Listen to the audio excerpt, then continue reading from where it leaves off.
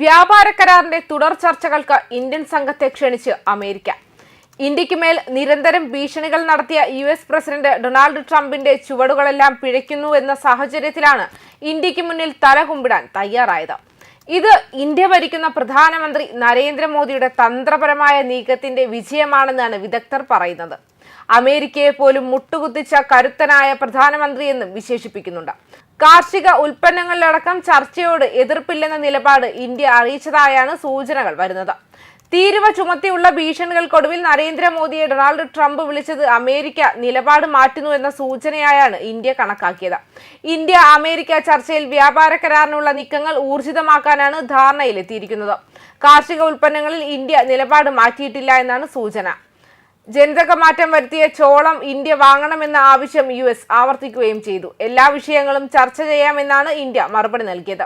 My friend എന്ന വിശേഷണത്തിൽ നരേന്ദ്ര എന്നാണ് telephone സംഭാഷണത്തിന് ശേഷം നരേന്ദ്രമോദിയെ പ്രസിഡന്റ് ഡൊണാൾഡ് ട്രംപ് വിശേഷിപ്പിച്ചത്. പ്രധാനമന്ത്രി എന്ന നിലയ്ക്ക് മോദി ഗംഭീര കാര്യങ്ങൾ ചെയ്യുന്നുവെന്നും ട്രംപ് കുറിച്ചിരുന്നു. ഇന്ത്യ അമേരിക്ക തന്ത്രപ്രധാന ബന്ധം മുന്നോട്ട് കൊണ്ടുപോകുമെന്നാണ് മോദി അറിയിച്ചത്. യുക്രൈൻ സംഘർഷത്തിൽ ട്രംപിന്റെ നിലപാടിനെ മോദി പരസ്യമായി പിന്താങ്ങിയതും ശ്രദ്ധേയമായി. എന്നാൽ വ്യാപാര കരാർ, താരിഫ് എന്നീ വിഷയങ്ങളിൽ രണ്ടു നേതാക്കളുടെയും കുറിപ്പ് മൗനം പാലിക്കുന്നു. ഇന്നലെ നടന്ന ഇന്ത്യ അമേരിക്ക ചർച്ചയിൽ വ്യാപാര കരാറിനുള്ള നീക്കങ്ങൾ ഊർജിതമാക്കാനാണ് ധാരണയിലെത്തിയത്. കാർഷിക ഉൽപ്പന്നങ്ങളിൽ ഇന്ത്യ നിലപാട് മാറ്റിയിട്ടില്ല എന്നാണ് സൂചനകൾ. ജനിതക മാറ്റം വരുത്തിയ ചോളം ഇന്ത്യ വാങ്ങണമെന്ന് ആവശ്യം US ആവർത്തിച്ചു.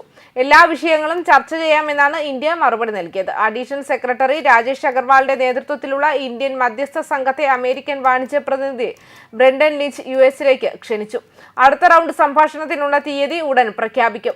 റഷ്യയിൽ നിന്ന് എണ്ണ വാങ്ങുന്നതും ഇന്ത്യ അമേരിക്ക കരാറും കൂട്ടിക്കുഴയ്ക്കരുത് എന്നാണ് ഇന്ത്യ ഇന്നലെ നിർദ്ദേശിച്ചത്. എന്നാൽ എണ്ണ വാങ്ങുന്നതിനുള്ള ഇരട്ട തീരുവ പിൻവലിക്കുമോ എന്നതിൽ വ്യക്തതയില്ല.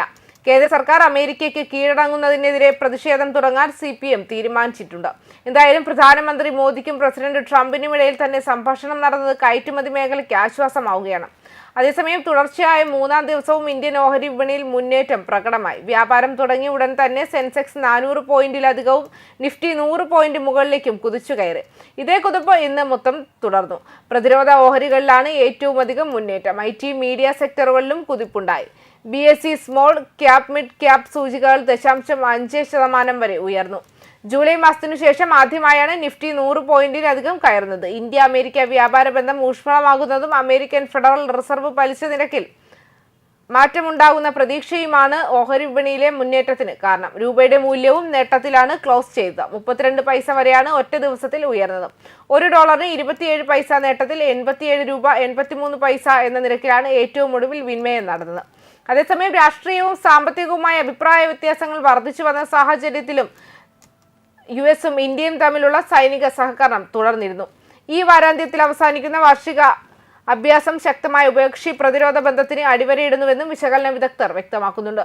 സുരക്ഷാ പ്രശ്നങ്ങളും എന്താണ് സംഭവിക്കുന്നതെന്ന് നോക്കുകയാണെങ്കിൽ നമുക്ക് കൂടുതൽ തുടർച്ച കാണാൻ കഴിയുമെന്നും സിഡ്നിയിൽ ബുധനാഴ്ച Center for a New American സെക്യൂരിറ്റിയിലെ Indo Pacific security program director Lisa Curtis പറഞ്ഞു. US-ഉമായുള്ള അവരുടെ സുരക്ഷാ ബന്ധം ദൃഢമായി തുടരുന്നതിന് ഉദാഹരണങ്ങളായി ജപ്പാനും ഫിലിപ്പീൻസുമായുള്ള സംയുക്ത സൈനികാഭ്യാസങ്ങളും അവർ ഉദ്ധരിച്ചു. ഇൻഡോ പസഫിക് മേഖലയിലെ US പരമ്പരാഗത സുരക്ഷാ സഹകരണം ഉപരിതലത്തിനടിയിൽ വളർന്നു വരുന്നുവെന്നും ഇതെല്ലാം കാണിക്കുന്നെന്നും US സർക്കാരിൽ 2 പതിറ്റാണ്ടിലേറെ പരിചയമുള്ള കാർഡിസ് പരിപാടിയുടെ മേൽനോട്ടം വഹിച്ച യുണൈറ്റഡ് സ്റ്റേറ്റ്സ് സ്റ്റഡീസ് സെന്ററിലെ വിദേശനയ പ്രതിരോധ ഡയറക്ടർ ലാവിന ലീക്കൊപ്പം ഒരു പാനൽ സംസാരിക്കവെയായിരുന്നു വ്യക്തമാക്കിയത്. ലീ ആ വികാരങ്ങളെ പ്രതിധ്വനിപ്പിക്കുകയും US-ഇന്ത്യ ബന്ധം മെച്ചപ്പെടുമെന്ന് ശുഭാപ്തി വിശ്വാസം പ്രകടിപ്പിക്കുകയും ചെയ്തു. US-നും ഇന്ത്യക്കും പരസ്പരം ശരിക്കും ആവശ്യമാണ്. ഇന്ത്യക്കും US-നും ഇടയിൽ ഒരു വിശ്വാസ കമ്മിയുടെ ആമുഖമുണ്ട്. ചൈനയ്ക്കും ഇന്ത്യക്കും ഇടയിലുള്ള വിശ്വാസ കമ്മി വളരെ ആഴമേറിയതാണെന്നും ഞാൻ കരുതുന്നു. അതിനാൽ ദീർഘകാലാടിസ്ഥാനത്തിൽ അത് മറികടക്കാൻ കഴിയുമെന്നും എനിക്ക് കാണാൻ കഴിയില്ല. ഇന്ത്യ, US, ജപ്പാൻ, ഓസ്ട്രേലിയ എന്നിവ ഉൾപ്പെടെ ക്വാഡ് ഗ്രൂപ്പ് കൂടുതൽ അടുത്ത പ്രതിരോധ സഹകരണങ്ങളെക്കുറിച്ച് വളരെ ഗൗരവമായി പരിഗണിക്കേണ്ട സമയമാണെന്നും വ്യക്തമാക്കിയിട്ടുണ്ട്.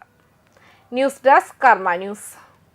ഈ ഓണത്തിന് മൈജിയിൽ മൊബൈൽ ഫോണുകളുടെ മാസ് കളക്ഷൻ, മാസ് വിലക്കുറവ്, സൂപ്പർ EMI ഓപ്ഷനുകൾ, ബ്രാൻഡ് ഓഫറുകൾ, ഇതിലെല്ലാത്തിലും ഉപരി മൈജി സ്പെഷ്യൽ ഓണം ഓഫറുകൾ.